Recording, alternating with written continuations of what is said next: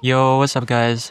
My name is Alex, and today while I was playing with some friends, they were complaining that they were dying too often, and I believe that they're very good players, but they're making some mistakes that are easily fixable.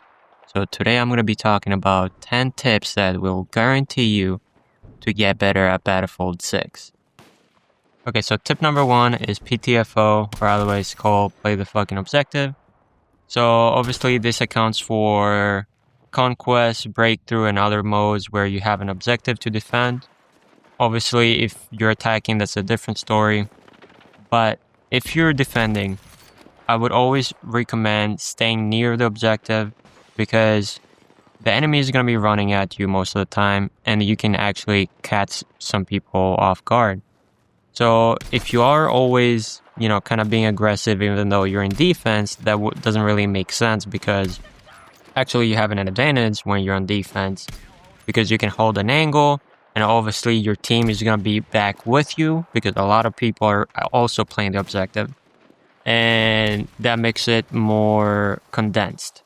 So when you're attacking, it's more like very spread. It's not going to be everybody pushing together because people are not talking to each other. It's more randoms. So if you're playing solo queue especially, you want to stick with your team, and most people know about this tip, PTFO, old Battlefield players. But if you're not an old Battlefield player, that's fine. I would highly recommend you stick with your team, play the objective, and play smart. And that would definitely increase your KD and win-loss. Okay, so tip number 2, a lot of people having problem with this, and it is spread/bloom.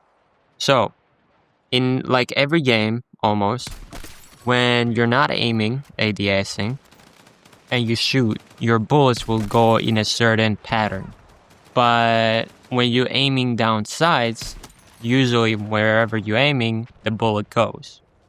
But in Battlefield 6, that's not always the case. So even though you have bloom or like a randomized pattern where you're not aiming, you also have it sometimes when you're ADSing. So when you're aiming down sights and you're thinking you hit somebody, sometimes you actually don't. Because Battlefield 6 actually has that bloom effect where even though you're aiming at that one person that you 100% probably hit, you actually don't hit him because of the game. So you can actually take advantage of this with my previous tip because how this usually works is a couple ways. So one of the ways is when you're sprinting and then you actually aim down sights right away. So you're sprinting and then you see somebody and then you pull up your gun. Your bloom when you're ADSing, it's going to be larger because you haven't been ADSing for a long time. So if you shoot right away after you sprinted, the bloom is going to be higher. And if you're defending, obviously you already have your gun up for a while.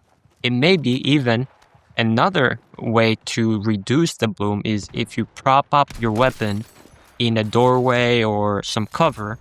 In keyboard, that's like if you go near a surface, you can press F, and in controller, I think it's R3 or L3, and you can actually prop up your weapon, which actually reduces the recoil even more and the bloom. And as an attacker or the aggressor, when you're sprinting and you pull up your gun, you're going to have way more bloom. The shots are not going where you're aiming, so you'll have more troubles in actually getting more kills.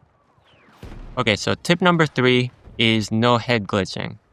And a lot of people are coming from games like Call of Duty where you can find a spot where your head is only visible and you can shoot at people. In Battlefield 6, that's actually not the case because the bullets that you're shooting are actually coming from your gun. Unlike Call of Duty where it technically comes from wherever you're aiming at. So what I mean by that is if you're behind a structure and you're aiming at somebody, but your gun is too close to that structure or wall, your bullets actually are gonna go to that wall, like to the structure you're near, because your actually gun is not above it. Meaning they can actually shoot at you and then you can't even shoot back. So I would highly recommend not being too close to a structure And a way to do this is if you go close to a wall or whatever other place your objective is, you can lean by going close to it and then pressing L2 or right click on mouse. Coming to tip number 4 is the minimap. The minimap gives you a lot of information. So the most basic information is the blue dots are your teammates and the red dots are the enemies. Now, obviously, you might have changed the color, so it might be green for teams and still red for enemies or whatever you have put. Now, for the enemies, especially in red sec, you'll see their circle, which that means they have no shield, or a diamond shaped, which that means they have shield. And then another thing you'll see on the circles or the diamond shape is an arrow. So if there is no arrow, that means he's on the same floor as you, the same ground level. Now, if there's an arrow up, that means he's somewhere above you. Now, if there's an arrow down, that means there's somebody below you. And that can really help with how you approach somebody. And obviously, you always want to have the high ground. So if you see somebody above you, for example, you might not want to push that. If you see somebody below you, you might want to push it because you actually have a better angle. Because of the trajectory, you can actually get an easier headshot. So the last tip, which is the most important one in my opinion, is don't insta skip revive. So a lot of times when I'm playing multiplayer, I'm playing support. And I see a bunch of people just skipping the revive and just respawning and just keep playing. Which is totally fine in some way. So obviously if I can't get to you, you obviously want to skip that revive and go and help the team. But when you're skipping that revive, the tickets that you have, because your team has a total amount of tickets depending on the mode you're playing, like team deathmatch, it actually goes down. But if I revive you, the tickets actually do not go down from you dying. Actually, the death that you just had does not count. So that actually helps your KD and the team at the same time if you don't skip revive.